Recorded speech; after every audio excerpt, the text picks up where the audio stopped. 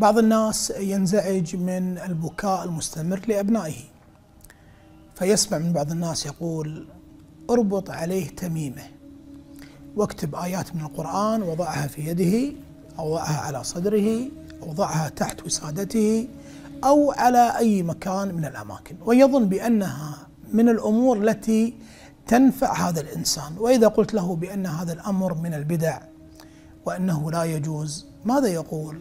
قال: هذا ذكر لله عز وجل، هذا من القرآن الكريم. نقول لك: وهل نسي محمد صلى الله عليه وسلم أن يعلمنا ما يحتاج إليه الإنسان حتى في مثل هذا الباب؟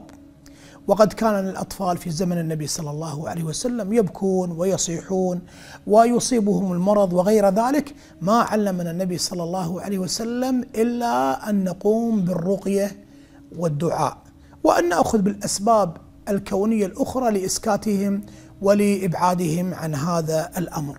أما أن تأتي بهذه ما يسمى بالحجاب أو بالتميمة أو بغيرها وتقول هذا سبب لتهدئة الأطفال وسبب لإبعاد العين عنهم إن أصابتهم عين أو تجنيب الشر عنهم، نقول: فإن كل محدثة بدعة وكل بدعة ضلالة وكل ضلالة في النار. وعليك بما أوصانا به النبي صلى الله عليه وسلم من الرقية، فقد كان يرقي الحسن والحسين صلى الله عليه وسلم حين نزلت عليه: قل أعوذ برب الفلق وقل أعوذ برب الناس، وبآيات وأدعية أخرى جاءت بالوحي الكريم، فلا تتجاوزها، واجعل غرسك في المكان الذي كان عليه النبي صلى الله عليه وسلم، تسلم وتغنم.